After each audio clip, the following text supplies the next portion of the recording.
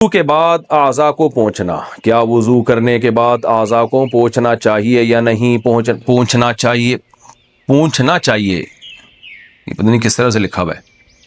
ایک شعر یاد آ رہا ہے، بلال انصاری نے یہ سوال پوچھا ہے انڈیا سے، شعر یاد آ رہا ہے پوچھنے سے۔ ہم نے 9 کلاس میں تھے تو ہمارے ٹیچر نے شعر سنایا تھا، ان کے دستے نازک کے لیے بھیجی تھی جو پونچھی، خبر پہنچی تو یہ پہنچی کہ پونچھی نہیں پہنچی۔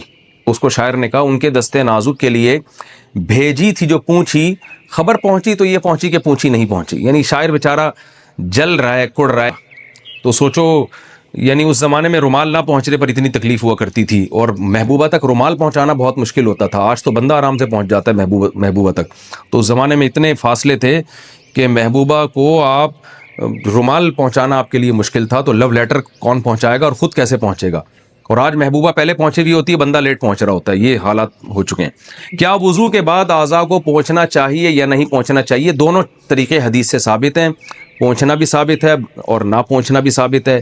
تو بعض علماء کہتے ہیں نہ پوچھنا زیادہ بہتر ہے، اس میں وضو کے آثار دیر تک رہتے ہیں، یعنی وضو کی تازگی زیادہ دیر تک رہتی ہے، لیکن جائز ہے۔ بہرحال الجھن ہوتی ہے، بعض دفعہ نماز میں دل نہیں لگتا، پانی ٹپک رہا ہوتا ہے، تو پوچھ بھی سکتے ہیں، کوئی اتنا بڑا ایشو نہیں ہے۔ کیا اٹیچ باتھ روم میں وضو کی دعائیں پڑھ سکتے ہیں؟ اٹیچ باتھ روم میں وضو کی دعائیں نہ پڑھیں تو اچھا ہے۔ ویسے بھی وضو میں کوئی لمبی چوڑی دعائیں نہیں ہیں، صرف ایک ہی دعا ہے، اللہم اغفر لی ذنبی ووسع لی فی داری وبارک لی فی رزقی۔ اس کے علاوہ جو لمبی چوڑی دعائیں ہیں نا وضو میں، ہاتھ دھوتے ہوئے یہ، منہ دھوتے ہوئے یہ، قلی کرتے ہوئے یہ کسی بھی مستند روایات سے، حدیث سے ثابت نہیں ہے۔ وضو میں چہرہ دھونے کی کیا حدود ہیں؟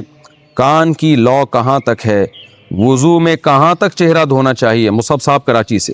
کان کی لو اس کو بولتے ہیں جہاں کان آپ کا اینڈ ہو رہا ہے، ختم ہو رہا ہے۔ یہ جو کان ختم ہو رہا ہے نا، تو یہاں سے چہرہ شروع ہو رہا ہے، تو یہاں تک دھونا ضروری ہے۔